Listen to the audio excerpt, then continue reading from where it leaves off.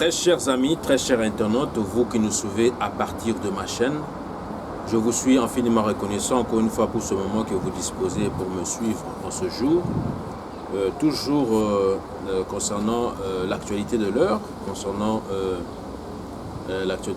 donc ce qui se passe dans notre pays et aussi dans la diaspora, notre diaspora congolaise. J'ai voulu en tout cas émettre mon point de vue concernant la situation qui prévaut dans notre pays, vu les crises de légitimité qui persistent et vu aussi l'état de la nation, parce que vraiment, à voir ce qui se passe, on voit réellement que rien ne marche et nous sommes toujours en train de stagner, nous sommes toujours en état de stagnation, en état d'instabilité, d'incertitude. Vous avez vu, malgré l'organisation des élections chaotiques qui se sont déroulées le 30 décembre 2018 dernier, rien ne marche et rien ne tourne. Voilà pourquoi nous devons toujours continuer à mobiliser notre peuple, nos compatriotes, partout où qu'ils se trouvent, à travers le monde entier. Voilà pourquoi je profitais de cette occasion pour essayer un peu de mettre, en tout cas, ma proposition concernant la crise que traverse notre pays. Et si vous voulez bien me permettre de mélanger aussi le lingala et le français qui est notre langue de communication, parce que bon, il s'est fait que malheureusement nous avons été colonisés par les Belges. Les Belges, quand ils sont venus chez nous, ils ne parlaient que le français. Voilà pourquoi ils ont tout à fait déraciné, ils nous ont génocidés quelque part, parce qu'ils ont enlevé notre culture que nous avions auparavant, c'est-à-dire nous avions notre genre, notre habitude de communiquer. Vous savez, nous avions nos langues à nous, nos dialectes à nous. Mais quand ils sont venus, ils ont tout substitué, ils ont tout remplacé, ils ont génocidé culturellement, économiquement, politiquement, ainsi de suite. Voilà pourquoi aujourd'hui, nous devons plaider pour la décolonisation de la mentalité de notre peuple. Décolonisation économique, décolonisation religieuse, décolonisation scientifique, décolonisation mentale, que sais-je encore. Voilà pourquoi j'ai voulu profiter de cette occasion pour vous en parler aujourd'hui, parce que, vous savez, nous avons eu un grand prophète au nom de M. Simon Kimbangu. Lui qui avait déjà prédit, lorsque Léa était emprisonné, il avait déjà prédit que notre pays sera décolonisé en 1960. Et bon nombre des agents de la colonisation de l'époque, des agents belges, en tout cas, étaient en doute de voir que non, ça ne tiendra pas ou ça ne tiendra jamais. Mais il s'est fait qu'effectivement, en date du 30 juin 1960, nous avions été décolonisés. Nous avons eu notre indépendance, soi-disant politique. Mais nous devons toujours continuer à lutter pour pouvoir, en tout cas, avoir l'indépendance économique. Parce que l'indépendance économique, nous ne l'avons pas encore. Nous sommes colonisés par les Rwandais, colonisés par les Ougandais et par ces pays de l'Est-là, économiquement parlant. Parce que tous nos minéraux, notamment l'or, la cassitérite, le coltan, l'étain, au niveau de l'Est, sont vraiment vidés par ces nations-là, par leur argent. Donc nos populations autochtones n'en bénéficient même pas. Vous voyez? Et ils sont déplacés, ils sont dépeuplés par la force. Voilà pourquoi nous devons continuer toujours de mobiliser notre peuple, de conscientiser toujours notre peuple que nous n'avons qu'une seule patrie, nous n'avons qu'un seul pays, nous n'avons qu'une seule terre, que Dieu a juré de nous donner, de nous accorder. Vous voyez? Depuis la nuit des temps, soit disant que non, eux, ils sont venus avec la colonisation, ils ont trouvé là-bas, ils ont écrit des livres. Mais non, ces livres-là doivent être réécrits. Vous comprenez? Tous ces livres, tous ces ouvrages-là doivent être réécrits afin d'écrire la vraie histoire, parce qu'ils ont falsifié l'histoire. Ils ont falsifié l'histoire, ils nous ont écrit du n'importe quoi. Et durant ces 80 ans de colonisation, nous avons gobé ça mentalement. Vous voyez, pendant 80 ans, nous avons gobé ça mentalement. Donc nous devons nous efforcer à nous décoloniser mentalement d'abord. Donc le système qu'ils ont laissé éducatif jusqu'à présent, pédagogique, c'est le système colonial. D'où ça doit être éradiqué. Nous devons déboulonner ce système-là. Et nous allons le déboulonner comment? En lisant, vous avec moi, cet ouvrage que j'ai déjà publié, il y a de cela 10 ans passés, centre de départ de la libération de l'Afrique entière. Il y a plein de très bonnes choses dedans, très chers amis, très chers internautes. Vous qui me suivez à partir de ma chaîne, je vous exhorte d'aller acheter, de vous approprier de ce livre, centre de départ de la libération de l'Afrique entière. Vous voyez, ce livre, en tout cas, vu le stock qui est en rupture au niveau de Fnac, au niveau de Amazon, au niveau de plusieurs, en tout cas de plusieurs, librairies, de plusieurs, disons, de plusieurs shops ou de plusieurs librairies qui ne sont pas disponibles parce que c'est très rare. Ce sont des histoires que nous avons écrites qui est en train d'éveiller les peuples africains, qui est en train d'éveiller nos peuples. Et vous voyez, les canaux par lesquels nous vendons ces ouvrages-là, eux ne peuvent pas vouloir que nous puissions vendre des vérités, que nous puissions répandre la vraie vérité. Vous voyez, ils ne veulent pas de la vérité des urnes, ils ne veulent pas aussi de la vérité des Écritures. Ils ne veulent pas de la vérité de l'histoire. Voilà pourquoi nous qui sommes engagés dans ce combat-là, de dire la vérité des urnes, de dire la vérité historique de nos populations, de notre peuple, nous allons continuer toujours d'écrire. Et si vous voulez vous approprier, vous pouvez toujours nous contacter.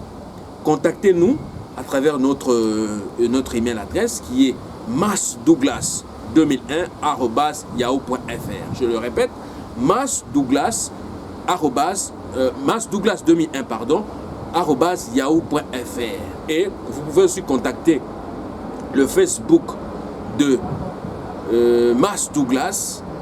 En tout cas, si vous contactez Mass Douglas sur le Facebook, vous verrez toutes les informations et tous les moyens par lesquels vous pouvez nous joindre afin que vous puissiez vous approprier de ce livre, Centre de départ de la libération de l'Afrique entière. Il n'est pas le seul ouvrage que nous avons écrit. Nous avons aussi écrit Virus Yabotomboki qui est là. Vous voyez? Virus Yabotomboki, Libik Yabana Congo. Là-dedans, il y a plein de merveilles, très chers amis, très chers internautes, vous qui me suivez à partir de ma chaîne. Il y a plein de merveilles. Voilà pourquoi, compte tenu de l'actualité de l'heure, nous allons insister sur la thématique de la décolonisation mentale. Cette décolonisation viendra dans plusieurs domaines, dans plusieurs aspects. Économiquement parlant, politiquement parlant, spirituellement parlant. Parce qu'ils sont venus avec leur propre religion pour nous enlever la religion ou la religiosité que nous avions d'avant leur arrivée au continent africain. Soit disant qu'ils sont venus nous civiliser, mais ils sont venus tout simplement nous déciviliser.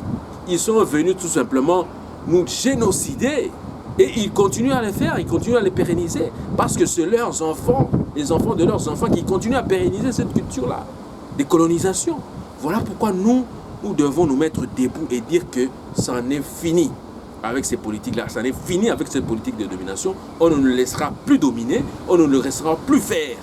Nous allons nous battre pour que nous puissions être reconnus. Vous voyez, nous allons nous battre pour être reconnus. Voilà pourquoi, à travers cette tranche d'aujourd'hui, j'ai voulu en tout cas vous parler du mémorandum que nous avions rendu possible en date du 23. En date du... je vais rapidement aller en besogne pour vous lire ça. En date du 29 juin 2013, nous avions rendu public notre mémorandum concernant donc la crise de légitimité et la crise de la menace de la balkanisation. Vous savez, la fois passée, j'ai martelé sur la balkanisation et la menace de la balkanisation, mais je dois vous dire la vérité que cette balkanisation persiste toujours. On veut toujours démembrer notre pays parce qu'on le considère comme étant un nzoko, un éléphant et qui est difficile à cerner et qui ne comprend toujours pas. Mais au fait, les Congolais, leur mission à travers le monde, c'est de pacifier le monde à travers tout ce que Dieu a donné comme minerai du sol, du sous-sol et des ressources humaines. Notre rôle à nous en tant que Congolais partout à travers le monde, c'est de pacifier ce monde-ci. Vous voyez? Parce que nous avons tous les minéraux utiles à l'industrie nucléaire, tous les minéraux à l'industrie technologique et ainsi de suite, j'en passe. Voilà pourquoi il nous faut la guerre. Pour se prévaloir de dire que eux, ce sont les dirigeants de ce monde, c'est eux qui siègent au Conseil de sécurité qui doivent décider de qui ils peuvent faire la guerre, qui ne peuvent pas faire la guerre.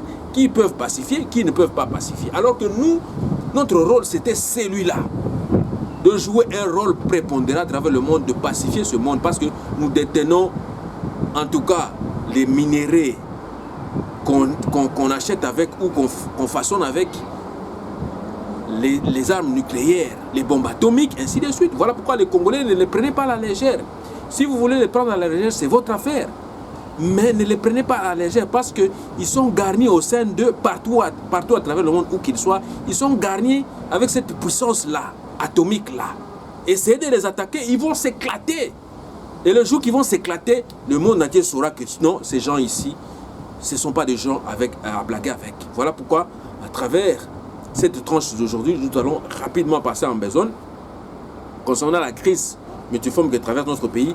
Parler un peu de mémorandum que nous avons, en tout cas, introduit il y a cela plus de 10 ans, parce que ça date maintenant de 2013, du 29 juin 2013, et nous nous approchons lentement, mais sûrement vers le 30 juin 2019.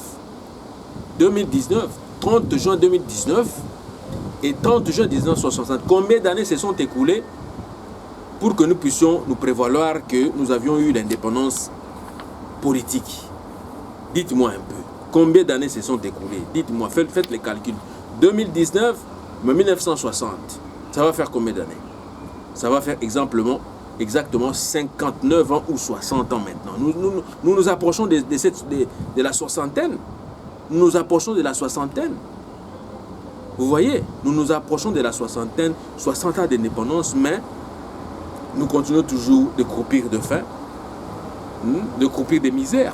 Notre population ne s'en sort pas, économiquement parlant. Vous voyez, voilà pourquoi nous allons continuer à marteler concernant la crise multiforme que traverse notre pays. Et de là, nous allons aussi parler des virus que nous devons utiliser à travers le virus Yabotomboki. En tout cas, j'ai parlé des virus que nous devons nous prévaloir pour nous débarrasser de l'occupation. Parce que c'est une maladie qui nous gangrène, qui nous gangrène, en tout cas qui nous mange à petit feu, comme des vides à Lingala. Donc ça nous martèle, ça nous mange et ça nous ronge et ça nous tue à petit feu. Voilà pourquoi, à travers le virus Yabotombo, j'ai en tout cas plaider pour l'utilisation de 2 virus adéquats pour nous éradiquer de ce contexte-là d'occupation.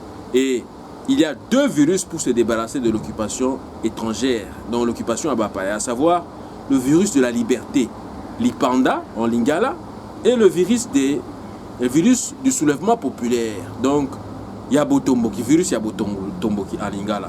Donc pour combattre l'occupation, très chers amis, très chers internautes, vous qui me suivez à partir de ma chaîne, pour combattre l'occupation dans notre territoire, au sein de notre territoire, dans notre pays et dans le contexte de l'histoire de notre nation, il y a 2 virus ou 2 antidotes qui nous sont indispensables à l'heure actuelle afin d'éradiquer le virus de l'occupation étrangère et de l'état d'otage perpétuel ainsi que de l'esclavagisme moderne dans lequel veulent nous placer en tout cas les occupants ainsi que leurs envoyés.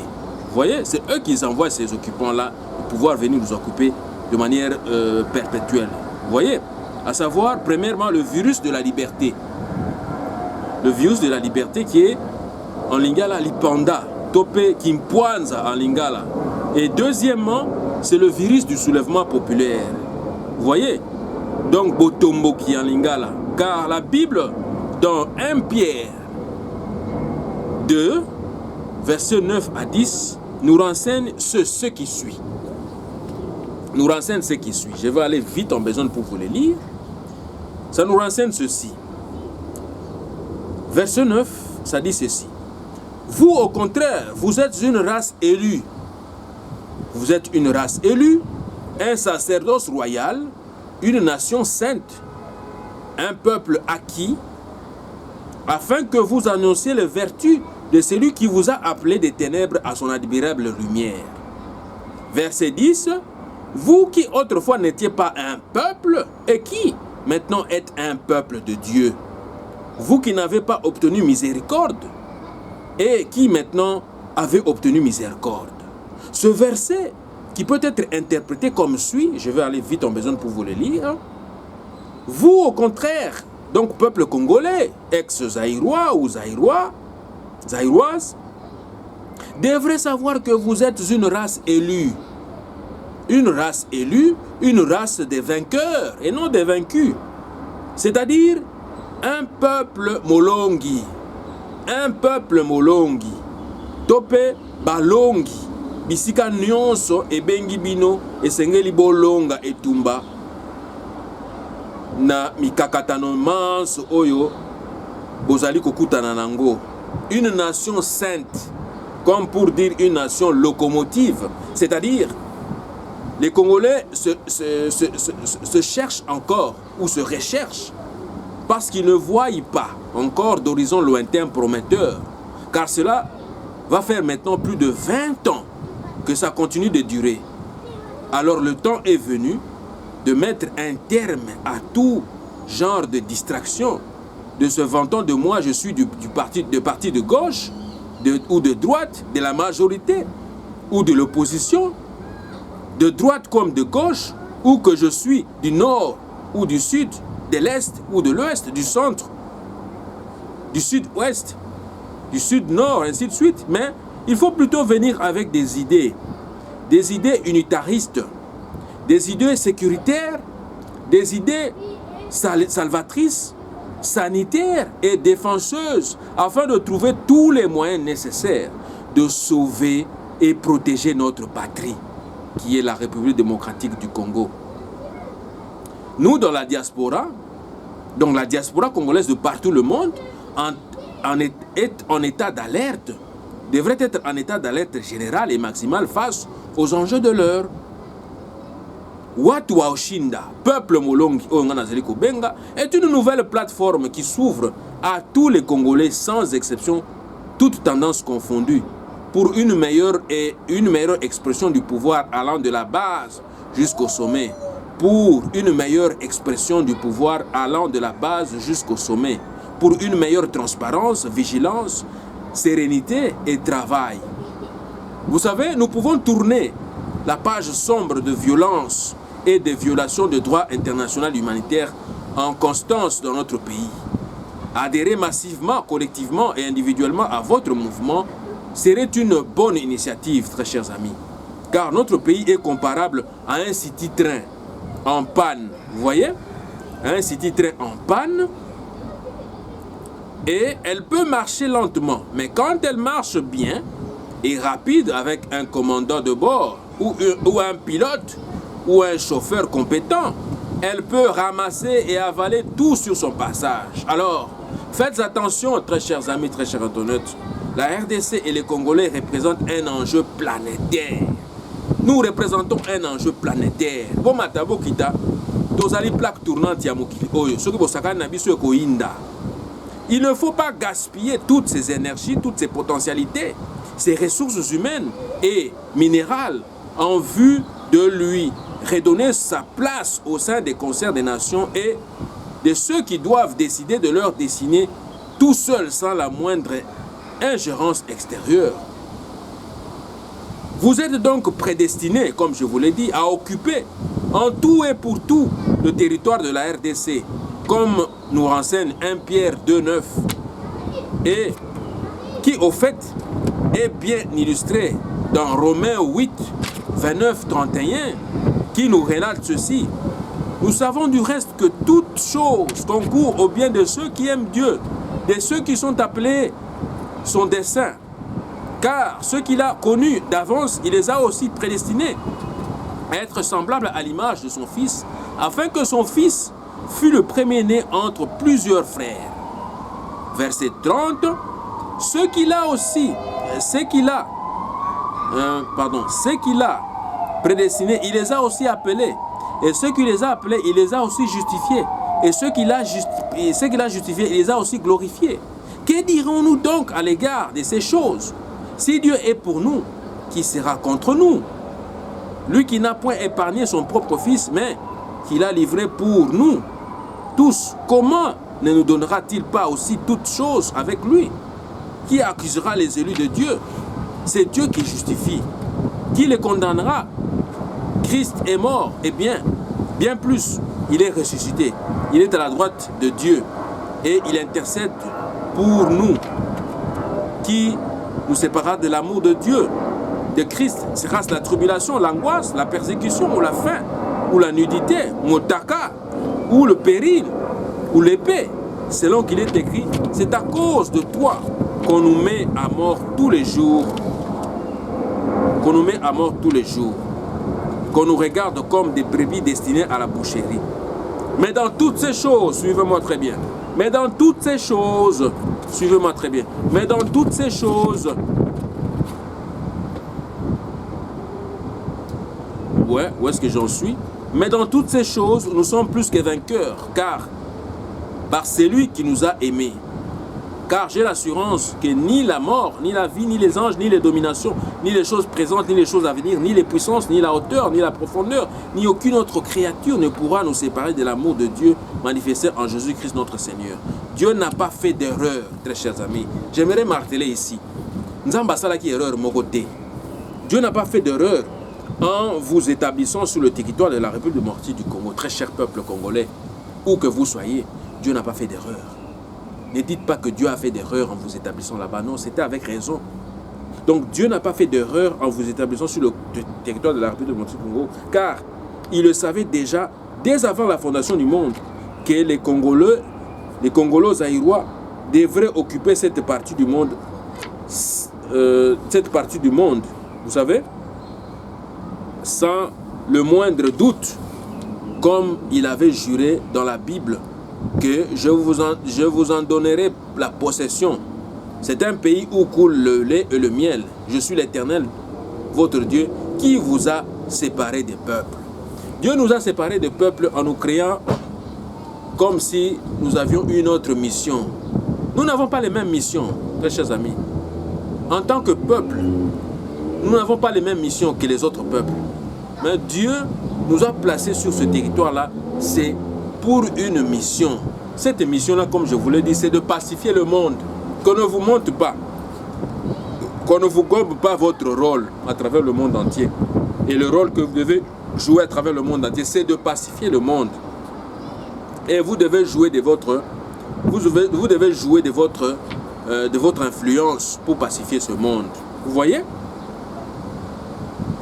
Donc, revenons en tout cas sur le thème de la décolonisation. Je vais illustrer ici le prophète Simon Kimbangu. Comment est-il arrivé jusqu'à ce qu'il puisse prédire que notre pays sera décolonisé en date du 30 juin 1960. Malgré son arrestation, lui, il voyait déjà loin. Et voilà pourquoi nous devons revenir à nous-mêmes, à nos religions, à nos traditions.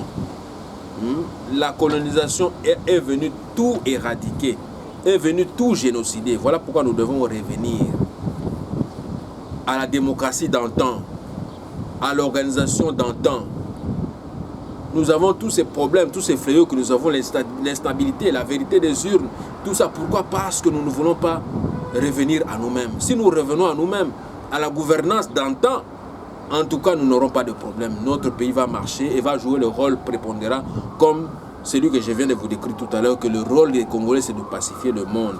Je vais aller vite en besogne pour vous lire un peu le mémorandum que nous avons introduit il y a de cela quelques années, en date du 29 juin 2013, parce que nous avons constaté quoi? Le constat que nous avons fait, c'était ceci. Considérant que la tenue de la conférence de la RD face aux menaces de la balkanisation et des explosions s'inscrit sur un moment très capital de l'histoire de notre pays, à savoir le contentieux des dernières élections générales organisées successivement en 2006, 2011 et en 2018, considérant donc que la tenue de cette conférence sur la République démocratique du Congo face aux menaces de la balkanisation, aux menaces d'implosion et ainsi de suite,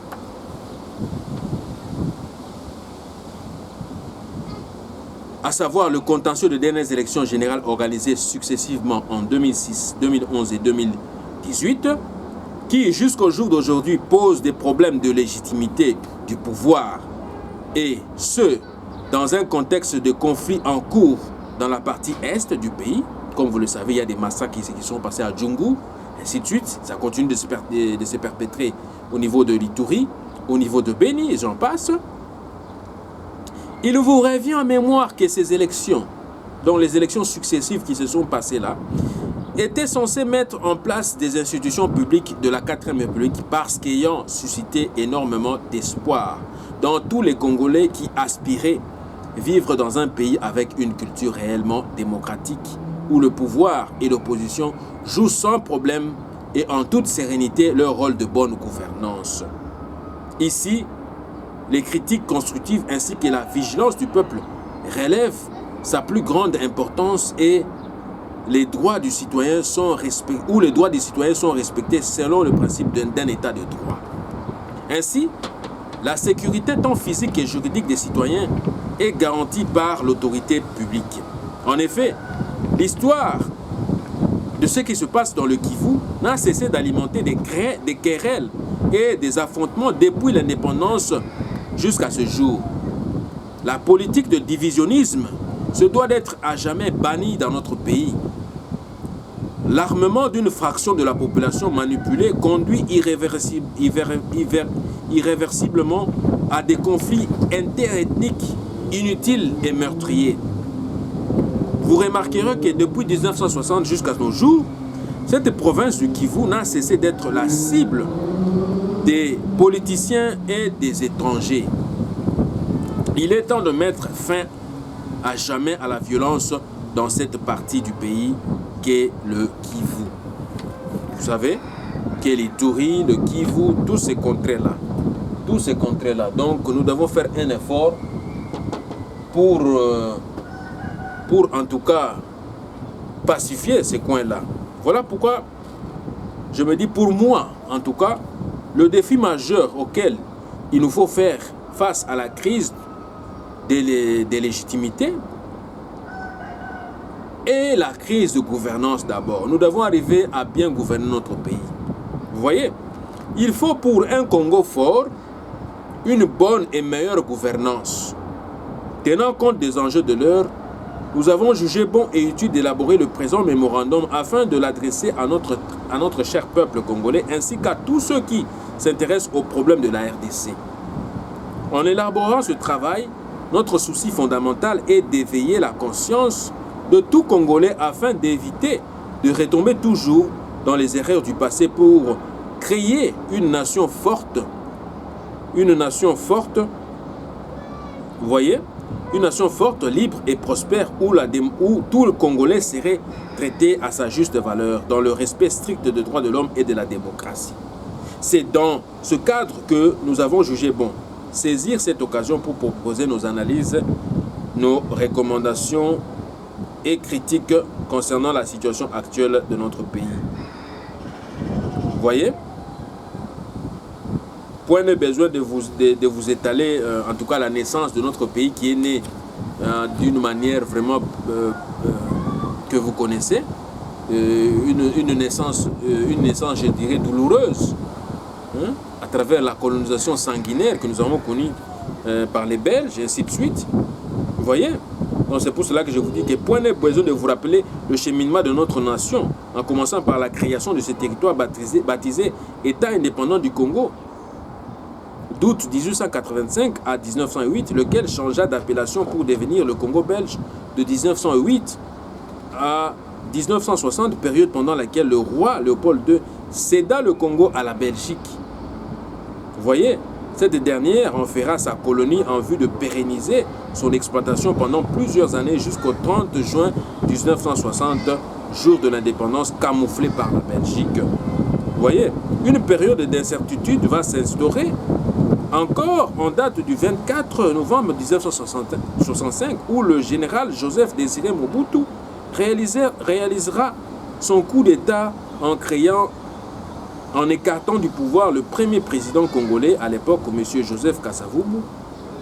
Vous savez, de 1965 au 17 mai 1917, 1997, pardon, le régime Mobutu va régner en maître absolu pour tirer sa révérence à l'occasion de l'entrée de l'AFDEL dirigée par Mosé Laurent Désiré Kabila, l'alliance de la force d'occupation du Congo. Voici en effet nos vives recommandations. Elles se présentent comme suit. Vous voyez?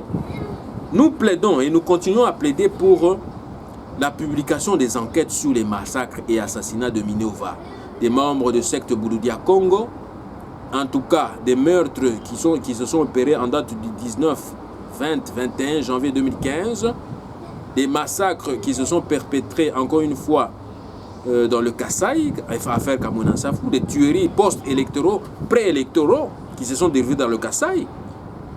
Vous voyez, nous plaidons pour ça. Nous plaidons encore une fois pour, en tout cas, la publication des enquêtes sur les tueries post-électoraux et pré-électoraux à l'issue du retour, en tout cas, du défunt président Étienne Tshisekedi lors de son retour le 26 novembre 2011. Nous plaidons en tout cas qu'il y ait des enquêtes, la publication des enquêtes. Nous plaidons pour la création de la commission Vérité et Réconciliation, comme ce fut le cas en Afrique du Sud, à la fin de la politique d'apartheid avec le Truth Reconciliation Commission, en sigle TRC. Vous voyez, les Sud-Africains ont combattu l'apartheid et continuent de combattre l'apartheid. L'apartheid n'existe plus, il n'y a plus de séparation de clans, oh, c'est là, il n'y en a plus en Afrique du Sud. Voilà pourquoi nous devons nous battre, nous qui sommes occupés actuellement, nous battre d'abord pour nous désoccuper de ces gens-là qui nous occupent, qui nous font la guerre. Nous devons nous battre d'abord pour ça, vous voyez.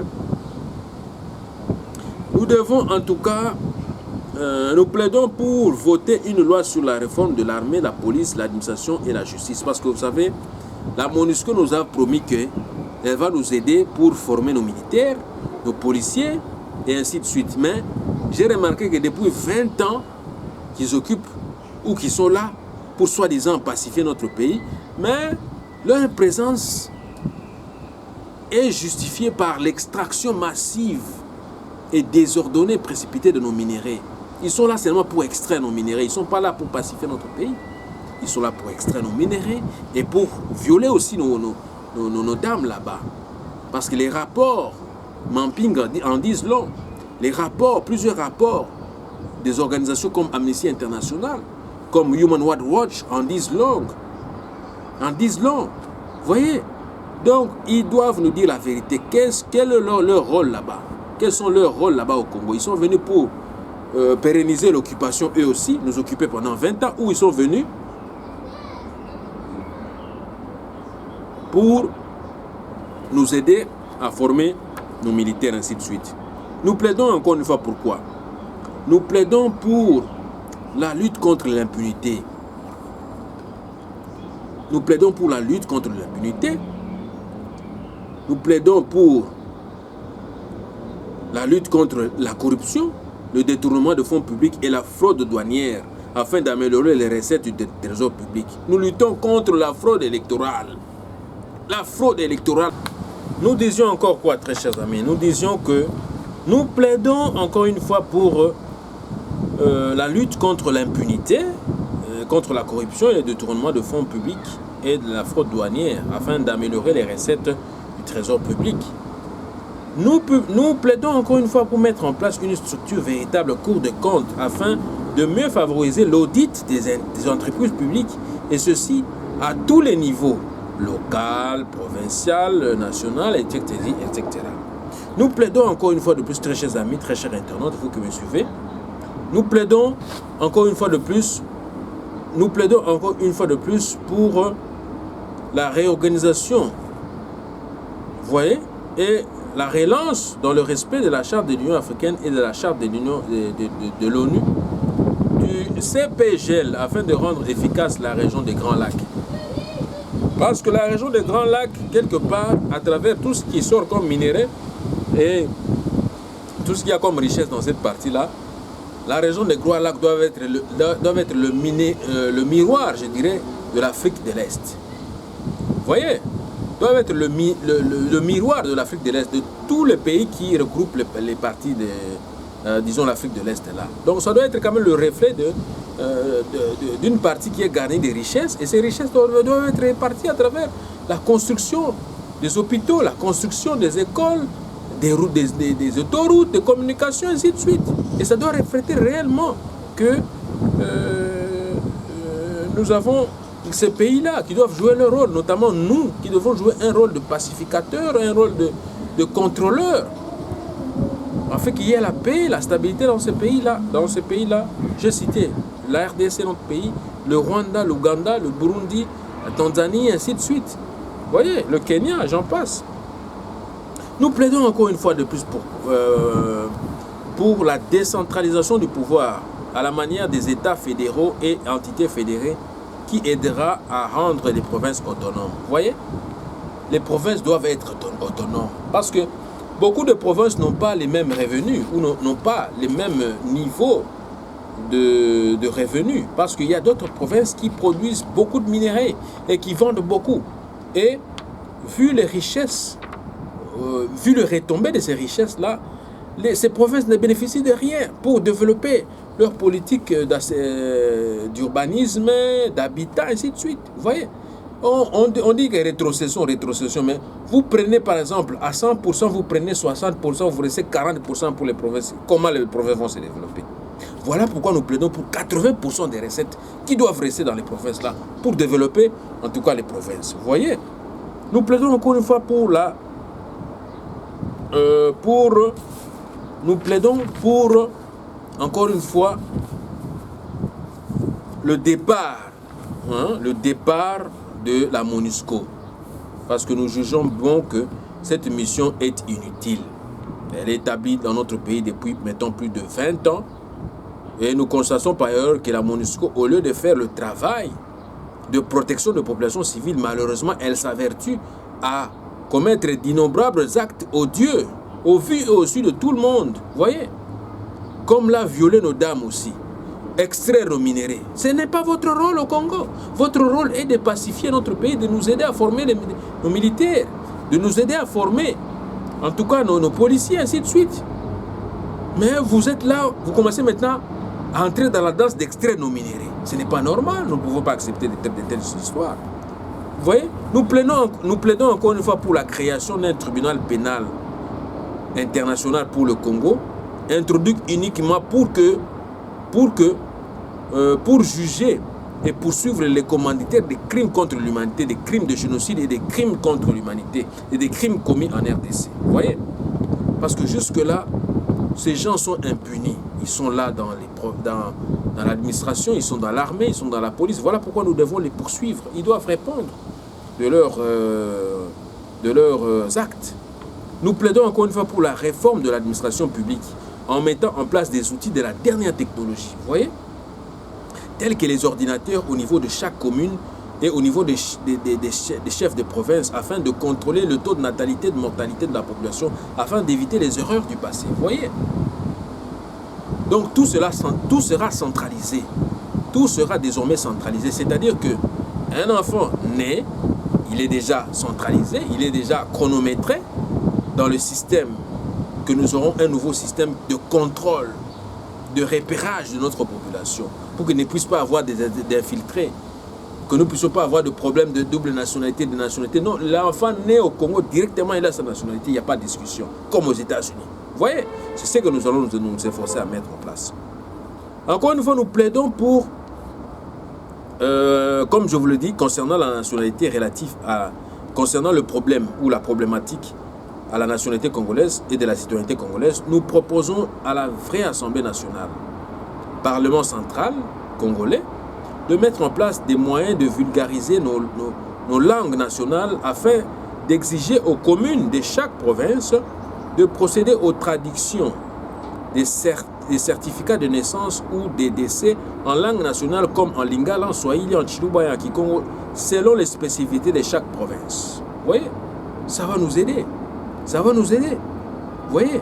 Et avant qu'on en arrive là, la problématique de double nationalité, parce que quand même, le monde évolue, nous sommes dans la mondialisation actuellement, nous devons quand même aussi nous atteler aussi à modifier aussi quelque part nos lois. Parce que nos lois ne peuvent pas toujours nous contraindre à rester toujours en arrière, à rester toujours dans la trage. Non, nous devons faire un effort, en tout cas d'inclure dans notre constitution la double nationalité. Donc nous allons un tout petit peu modifier la constitution dans son article 10 pour accepter la double nationalité des Congolais d'origine. Des Congolais vraiment d'origine. Je le répète, d'origine, pas de ceux qui ont fait la naturalisation ou la grande nationalité, la petite naturalisation, la grande naturalisation. Non, d'origine, je le précise très bien, pour qu'il n'y ait pas de confusion. Vous voyez? Parce que nous ne voulons pas du poto-poto, nous ne voulons pas qu'il y ait de n'importe quoi. Donc voilà un peu le message que j'avais aujourd'hui. Nous devons nous atteler à décoloniser, vivre librement, comme un peuple libre. Vous voyez? Nous sortir de ce carcan-là du système éducatif, du système pédagogique que nous avons acquis de l'époque coloniale, que nous continuons à pérenniser jusqu'à nos jours. Non. Vous allez vous rendre compte aujourd'hui, dans nos écoles, dans nos universités, dans nos instituts supérieurs, on n'enseigne même pas les méfaits de la colonisation. Il n'y a même pas eu une branche du droit africain. Parce que moi, j'ai plaidé pour qu'on puisse vraiment faire asseoir une branche du droit des Africains dans le panafricanisme. Que le panafricanisme puisse être inclus dans le système pédagogique africain pour que nous puissions parler de ces méfaits-là de la colonisation. Vous voyez? Le branche du droit africain, ça doit être là. Nous avons étudié ici en Europe, aux États-Unis. On nous enseigne le droit européen, on nous enseigne le droit américain. Mais en Afrique, les universités, les instituts supérieurs, que sais-je encore, n'enseignent même pas le droit africain. C'est grave. C'est grave. Comment vous allez faire votre sécurité vous-même? Voilà pourquoi nous plaidons pour que le panafricanisme puisse constituer une branche de droit des Africains, partout où ils se retrouvent. Vous voyez? Donc, c'est pour vous dire que le rôle prépondérant qu'avait joué notre prophète, Simo Kimbangu, c'est historique. C'est historique et c'est notre histoire que nous devons nous efforcer à inculquer à nos enfants. Réécrire des livres, réécrire des ouvrages qui, en tout cas, mentionnent les grands prophètes de l'époque, qui mentionnent les méfaits de la colonisation. À nos enfants que nous mettons au monde ici, en Europe ou ailleurs, ou à l'extérieur du pays, ils doivent connaître notre histoire, ils doivent connaître nos origines. Besoin comprendre, bana besoin botawa na poto, besoin enseigner bango même pas ba culture na bino. C'est très dangereux. Ba langue na bino, Lingala, Swahili, je ne sais pas quoi encore, Chiluba, Kikongo, Kiyombe, Kiyaka, ainsi de suite. Besoin tant que ça ba monter, et ça ba méfait. Il y a la colonisation. D'où il faut autant que ma mentalité est à décoloniser. Vous avez un complexe. Binonde ba Congolais, vous avez un rôle à jouer dans le monde. Vous avez un rôle à pacifier le monde. Rôle à pacifier le monde, ils ont des psychos, par exemple, la Chine va dominer économiquement le monde entier. Les Américains vont dominer économiquement le monde entier. Mais dans la minute où il faut s'efforcer, pour lingana, pour sangana, pour zalabomoko, de façon que vous constituez une force. Force, on a constitué une langue, na ba culture na bino zo kenenzela moko. Bozo comprendre, ezo kenenzela moko. Bozo mona te ba chinois, partout place ba lekaka. Culture na bango, na monoko na bango zo kenedi boso. Bango na bango baloba kaka monoko na bango ba komaka écriture na bango. Biso écriture na biso zani. Biso monoko na biso zani. Eza o na zo lobela bino na monoko na mokolo malelo. Lingala, Swahili, Chiluba, Kikongo, Kiyombe, Kiyaka. Osons comprendre. Donc, efforçons-nous, très chers amis, efforçons-nous de nous élever au niveau de l'idéologie des pères de l'Union africaine, qui voulait en tout cas l'unité de l'Afrique. Il faut Afrique et Sangana. Il faut Afrique et Sangana. Mon colonie n'a été comme Sangana. Mon colonie bino africain, mon vent de la paix, bino conférence panafricaine. Bolo bela ndenge nini, boko partager Europe ou boko partager Asie. Mon colonie, vous avez kaka bango ba ko partager bino. Donc tous vivre kaka na ba cadre ya ba conférence de Berlin. Conférence de Berlin wana e causer biso ba tort et belé bande ko ngai. E causer biso ba tort et belé. Vous comprenez? E causer biso ba tort et belé o tina mokolo malelo. Yango bozo mona tous vivre kaka selon Nous avons un cadre de conférence de Berlin. Vous continuez à pérenniser ça. Surtout en Angleterre. À place de Vandi. À Londres, à Birmingham, ainsi de suite, Sheffield. Donc vous vivez selon la politique de la balkanisation. Single mother, single father, single child, ainsi de suite. Mawatro. Bozonga bomoko. Non senga binoka eloko moko. Bozonga bomoko. Botika makambo ba division wana. Single father, single mother, single child, single mother. Non. Bozonga bomoko. Bolakisa bango ke biso toza eloko moko tokotika eloko moko. Et tokokosa te tokosa pona ni. Oh système esengi bon quel système? Système balkanisateur, vous pérennisez ça? Non. Bozonga bomoko, nazo senga bino eloko wana moko. J'avais pas beaucoup de choses à dire aujourd'hui, mais le message est celui-là. Le message est celui-là. Décolonisons-nous mentalement, décolonisons-nous économiquement, décolonisons-nous spirituellement, décolonisons-nous dans le cadre du travail. Décolonisons-nous. Ne vivons pas selon les contextes qu'on nous divise, qu'on nous met, celui-ci, celui-là, celui-là. Non. Décolonisons-nous, culturellement parlant, financièrement parlant, ainsi de suite, j'en passe. Donc le message est celui-là. Efforçons-nous de nous d'inculquer cela à travers notre communauté. Message au soki bosu yango bo panza yango. Kokanga yango teka pona yomoko. Iza sango, il faut bo panza yango bosu yango, panzi na baninga na réseaux sociaux, panzi na baninga ainsi de suite. Kobomba sango na pesi yo teka pona yomoko. Bosu sango yo panza yango. Panza yango na communauté, panza yango na baimboka, panza yango na ba qui de droit po bazwa yango. Bako ko s'imprégner rôle nini o bango bazana ngo ya jouer na monde ba congolais. Rôle o bazana ngo ya jouer, eza ya ko pacifier monde. Eza ya ko pacifier monde, eza so elo musute. Rôle ya bino ba congolais isikanya so bozwami, botika d'abord aventure na bozo sala wana. O pacifier des monde. Bo pacifier monde, bo jouer rôle na bino ya ki leader. Bo leader. Boza ba leader, bo banga te bo ba leader. Natondi bino matondi, ingeta.